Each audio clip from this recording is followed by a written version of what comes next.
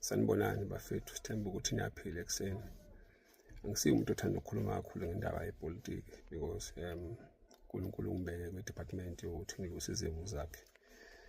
But sometimes kuba khona into ezikwarishayo ngoba ngi-citizen nami ye-country, ngiyafisa ukubona i-country yami kuba khona ushintsho ey'ntweni ezikhona ezenzeka manje ezenza ukuthi even now noma umholi wezenkolo kodwa uba affected. So that's why ngikhona nami ngivotela i-political party yami ngithandayo because of ngifuna ukubona ushintsho eMzansi ukuze abantu esibaholayo bengahlala emakhaya bengasebenzi bebulawa indlala because siyahola abantu balambile because of izwe lethu liphethe abantu abamazi uNkulunkulu. So ama-developments e-MK nawo yas-affecta kakhulu njengabalandeli be-MK. Bafethu eduze kwababa funda abantu abangayithandi inhlangano. Let me be honest guys, ngixolele ngoba mina angisiyo umuntu oweza ku-MK ngendaba yesisu, ngeza ku-MK because bengilandela i-ideology kamkhulu. So ngizoba honest ngoba i-MK ayingilethele ukudla etafuleni, ngiyayithanda. Umuntu engiseva kuNkulunkulu njengomholi wezenkolo ufuneke iqiniso ngalithengisi, ngithengise ngeqiniso. Kufanele sibe honest. As much as sithanda inhlangano yethu, as much as singama-discipline members, but iqiniso siyalikhuluma nje. Doesn't mean ukuthi sinama-divisions. Eduze kwababa kunabantu abangayithandi i-MK, abeze kwi-MK for izisu. Athi mayiqala inhlangano ngo-16 December 2023 kwathi yonke le nqwabe isuka ANC isikhishwa ngaphandle ekhundleni, isikhishwa ngaphandle emalini nasekutheni kudliwe. Bathi ngoba umkhulu uyathandwa sizosondela ukuze sidle. Manje into abayicabanga kuphela kho konke okwenzeka manje ku-MK izisu zabo, yabona, not i-future inhlangano yethu. Guys, we remember before elections ukuthi inhlangano ye-MK ibe-disorder kangakanani kuma-position, ikhishwa abantu every 2 weeks because of bullying. Bekubangwe ini isinkwa nesisu, not ukuthi bekubanga ukuthi ubani akaphathi kahle, bekubangwa nje izisu ukuthi nami ngifuna ukusondela eduze kwababa ukuze ngidle. So umkhulu sometimes bazomvote out because uyi-one. Babehlangene bahlangana bayisigungu somewhere else, babuya bathatha inqumo bazokhuluma babonisana bavumelana. Ngeke umkhulu yedwa baphikise, as much as a-president a-founder kodwa ngeke baphikise.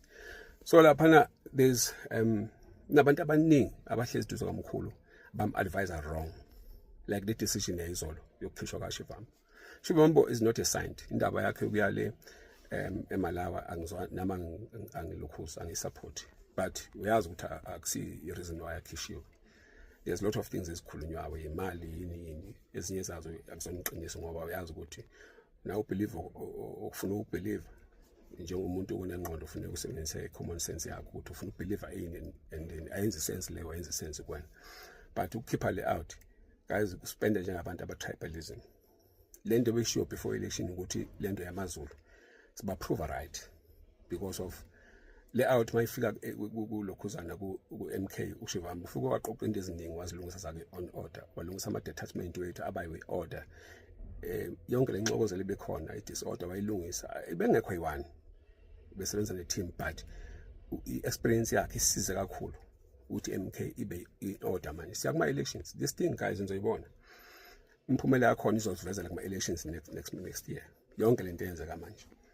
So really guys, the decision yokukhipha uShivambu mina ingiphathi kahle, ngi-worried because inhlangano ye-MK ngiyayithanda, but there's nothing I can do because nami I'm just a member of the MK.